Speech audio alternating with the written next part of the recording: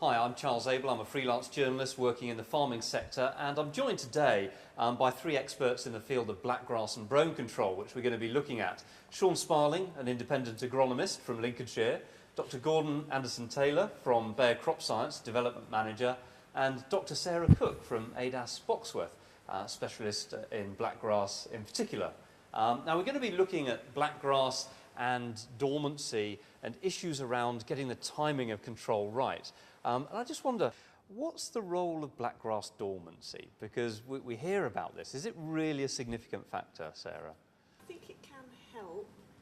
We're still looking into the research at the moment, so collecting the samples this year. But in the past, dormancy has been related to temperatures between June and July, that sort of window. And when it's been colder during that period, we're looking at a very high dormancy. But when it's warmer, we're looking at low dormancy. And when it's low dormancy, we know the blackgrass is going to germinate as soon as it gets into moisture. And so it's going to come up quickly, and you've got more opportunities for a stale seedbed.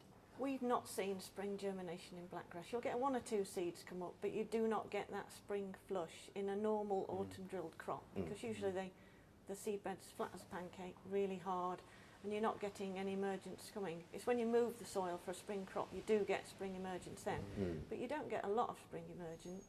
Come back to the stale seedbed, and I just want to explore the dormancy there. If you've got a significantly more dormant blackgrass seed population, does that make the stale seedbed a non-starter? When we do the dormancy, only a certain percentage of the blackgrass will emerge. So you will get some emergence. When the dormancy says it's 16%, 16% of the blackgrass will emerge. So a stale seedbed is always valuable. Always valuable. Always do a stale seedbed. Well, I'm getting a consistent response on that. But you know, a grower would surely say, hang on, you know, I've got dormancy here, it's going to come later. I'll skip the stale seedbed, get the crop in the ground and wait for the blackgrass to come later. Well, if you can take out 16 of every 100 plants. It's cheaper It's to cheaper. use and it's better to use a herbicide where there's no known resistance in this country to take out blackgrass. Okay, just going on to the pre-emergence products, and we've talked about the quality of the seedbed, and I hear what you're saying here.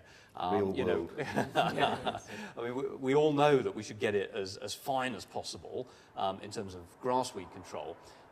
Given that we've got a seedbed there, what are the product choices that we should be looking at?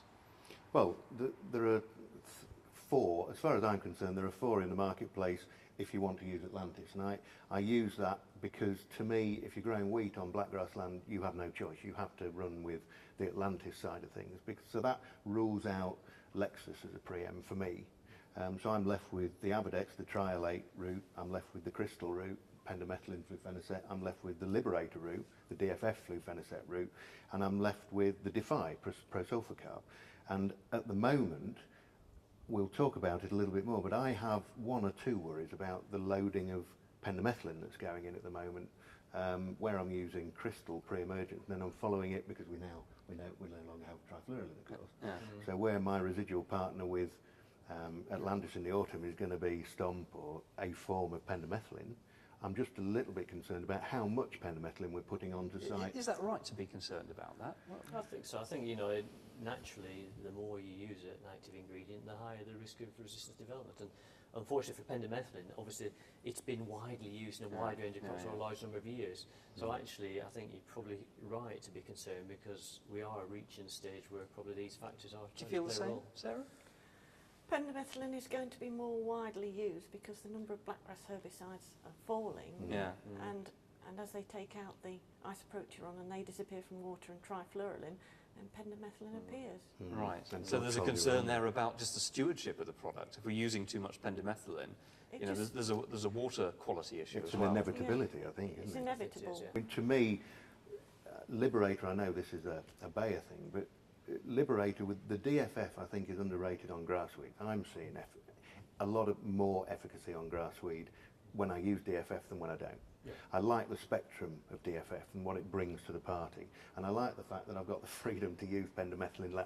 I never rule out pendimethalin, but it's something I will use in with my Atlantis as the tank mix partner. You want to preserve it. And I for want to them. preserve it, yeah. yeah, Gotcha. because we're getting less and less actives. I think that's the problem. right, mixing your mode of action, and I'm a supporter of pendimethalin certainly, and that's probably the best position for it. And the DFF story is a mixed message, but I think if you're using DFF pre-emergence, that's where it's going to give you the best grass weed control. Quite. I think it's just adding those extra few percent, and I think what we've learnt over time is every few percent you can get from either cultural or chemical is all worth it, because all these 3, 4, 5% all add up. I'm just thinking about the pre-emergence efficacy that you get then. Pre-emergence, peri-emergence, where should people be on this, Sarah? Well, I'm pre-emergence. You're absolutely pre-emergence. There's a What lot about of- you, Sean? Oh, sorry, go on, Sarah. No, there's a lot of people drilling large acreages and coming around, so they should be drilling, then spraying, then drilling, then spraying. And I know sometimes that may be difficult, but it's worthwhile getting your pre-em on. Right, get it very close behind Yes, the because drill. the peri-emergency, we are dicing with danger.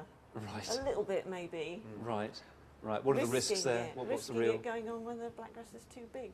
I think, undoubtedly through Fenicet, with something like Liberator, you typically get 60 to 80% blackgrass control, as you know. Yeah. And if you slip from that pre to that peri, or heaven forbid a little bit later, you can lose 20, 40% control. And actually you pay good money for probably the best product. Yeah. Why waste it? So that's the priority at pre-emergence. Take me to post-emergence and Atlantis. I mean, what's the ideal timing there, Sarah? It's not. You've got to get it on when the blackgrass is small.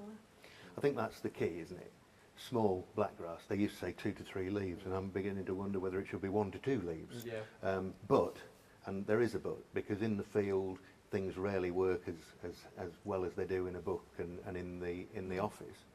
And that is what I saw last year. We had an incredibly difficult season last autumn, and the stale seed bed and the glyphosate that we'd used worked terrifically well.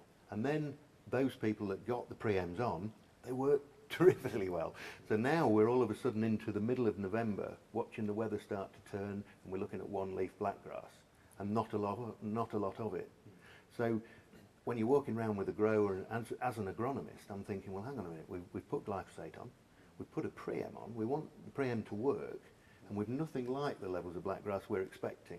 All of a sudden you're into December then, weather's turning wrong, and to me, the right thing is small blackgrass, but only if the weather's right. And there comes a point where I think you've got to sort of sit back and say, we've got to get the application right, dry leaves. In a delayed season. In a delayed season. But Yeah. to go 2 to 3 leaves is the correct way. That's the way to do it. You're exactly right. I think every spray application is a compromise. That's the problem. But I think the lessons we've learned is bringing that timing possibly forward, as you almost thought about there. We're faced with difficult springs, and this year, let's face it, we're end of March, even into April applications. Oh yeah. And we're facing this spring after spring, so the risk of delaying is quite. Well, it's Sarah's point that the blackgrass is getting so large that it's becoming more difficult to control, yes? Yes. Yeah. And you're raising the risk of resistance, presumably, because you're selecting those large plants which are going to be survivors. Or simply if your level of control is lower down, even if you haven't selected out resistant individuals, they are surviving and shedding seed and obviously going to seed bank. Okay, so there's a timing issue there. How early can we come with the Atlantis? I think our experience is that you can go probably as 1 leaf of the blackgrass. So I think our current recommendation would be 1 to 3 leaf to encourage people probably to get on earlier rather than later. Sarah, Gordon and Sean, thank you very much. Very well. Thank you.